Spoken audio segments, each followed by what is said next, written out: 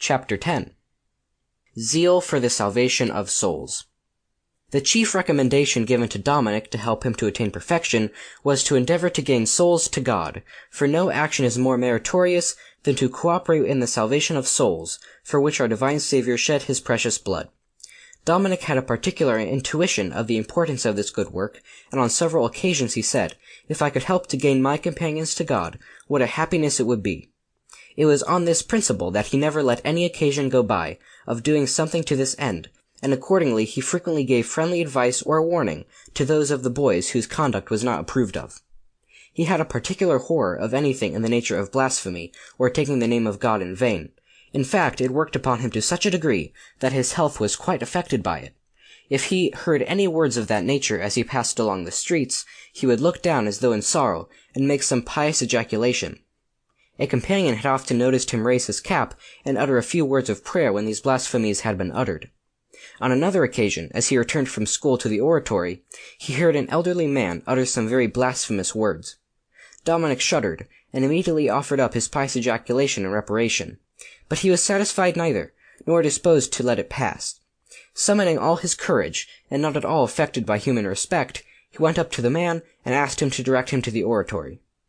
The boy's gentle manner immediately softened the man's anger, and he replied, very affably, "No, I am sorry, I don't know where it is." "Then there is another favor you can do for me," said Dominic. "Oh, what is it?" The boy then came nearer and said in a low voice, only audible to the man in question, "It would be a great pleasure to me if, when you are angry again, you would use words that are not blasphemous." The man was naturally astonished at such a request from a boy, but there was something of admiration in his surprise. He replied, "Well done, you are right. It is a very bad habit, that I am determined to overcome." But Dominic's manner with young offenders was different. He once heard two little boys quarreling at their games outside the house, and one of them in his boyish anger used the holy name. Dominic was pained, as he always was when this occurred, so he stepped between the two boys and made them patch up their quarrel. Then he turned to the one that he had heard utter the name of God, and said to him, "Come with me, there is something to be done with which you will be pleased." He took him off to a church near by, and both went up to the altar. There he made the boy kneel down and ask pardon for his profane use of the holy name. The boy did not know the act of contrition, so Dominic made him say it after him, and added to it some pious ejaculations to atone for the irreverence offered to God.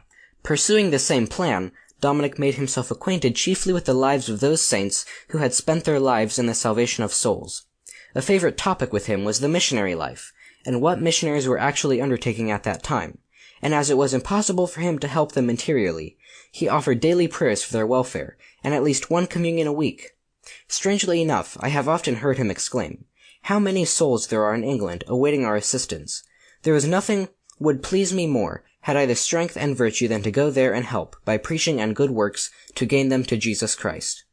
He frequently lamented the lack of zeal in this direction, and also as regards the proper instruction of children in the truths of the faith.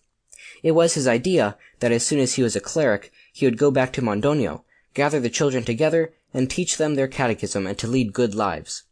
And he gave practical proof of this, for he often taught catechism in the church of the oratory, and if any boy was backward, or had been neglected in regard to his religion, Dominic was always glad to take him in hand to instruct him and prepare him for the sacraments.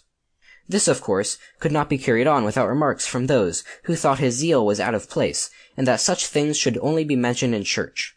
A companion rebuked him once for talking on the life of some saint in recreation time, and asked him why he did so.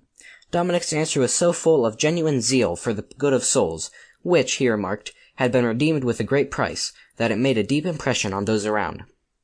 During the intervals he spent at home for the holidays, Dominic put this zeal of his into practical effort, for he would gather other boys around him, and he had quite a gift for attracting them, and by conversations and stories he gave them good instruction and counsel. He also took home several objects of piety from the oratory, and distributed them judiciously, by way of rewards among these companions. It was, therefore, quite customary for several to accompany him to Mass and the sacraments, and this good work had a lasting effect. During these holidays he was brought into contact with many people of all ages and conditions, for Dominic's manner had an attraction for all, and to all of them, in one way or another, he was the means of some spiritual advantage. No wonder that his reputation began to spread, even at that time. Dominic's guiding motto was, that no occasion for doing good to souls, or of offering some little act of reparation to God, should be missed, and this accounts for his constant zeal and his visits to the Blessed Sacrament, in which he generally managed to be accompanied by a friend or someone he wished to bring to a better life. End of chapter 10.